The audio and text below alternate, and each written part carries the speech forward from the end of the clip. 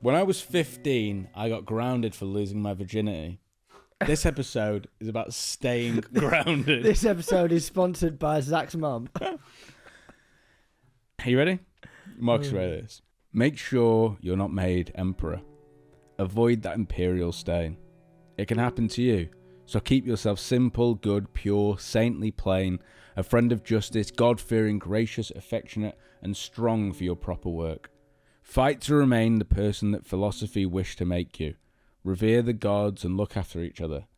Life is short. The fruit of this life is a good character and acts for the common good. That was beautiful. Marcus Aurelius, that. Really beautiful.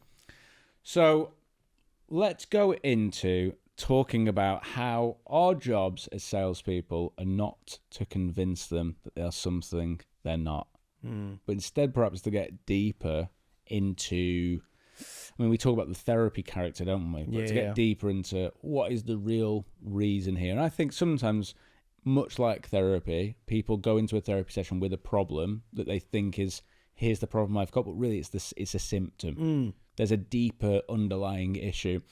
And I know as a salesperson, sometimes those deeper underlying problems that I've come across with prospects have been pretty uncomfortable things to face them with. You know, there's been times where actually what we figure out is the person you're talking to, the prospect, is the problem. You know, like you thinking you're really good as a hiring manager or something, what we're quickly finding is, well, no one sticks. You're actually not that great as a hirer. And then you've got to be the one to kind of relay that back. So I think what might be a good exercise is, why don't we demonstrate perhaps how the therapy character might play out in a call? So what do you think is a good frame to go with? When you were saying there, it might be them. A lot of the time, maybe if they're looking at software, typically they might have brought something in already that hasn't worked. And a lot of the time we are dealing with ego and personality that is, they may have made mistakes, they may have tried to solve this problem. So you've got to be fragile at points, but also get them to a point where they might realise that the problem is them. So I think that's a nice framing for where we are. Let me give you a situation. So I am... Give me a symptom, and let's get deep to what the core problem is. Let's use the therapist to do that. So a symptom in the world of we have a meeting? Could be. I'd say deals aren't closing. All right, good. Deals aren't closing. Deals aren't closing. And you've come to me to help with that. Yeah. Okay. Would you like to give me the sentence, sir? Deals aren't closing. Wow, okay. I wasn't expecting to hear it like that. Okay, well, look, thanks for being honest.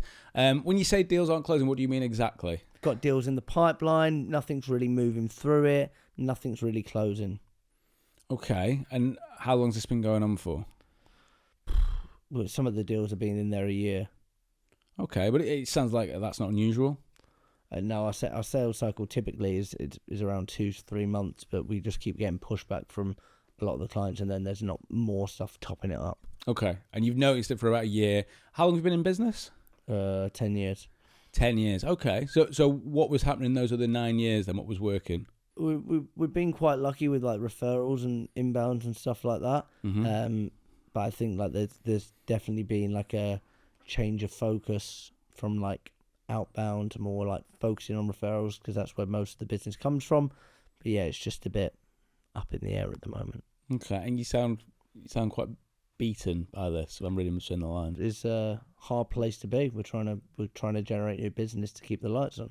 If you were working for someone like me, and you could build the ideal solution for you to fix this, what do you think it would need to look like? Maybe somebody to come in and help close deals, whether that be doing it themselves or training the team and getting them effective, so improving the closing rate.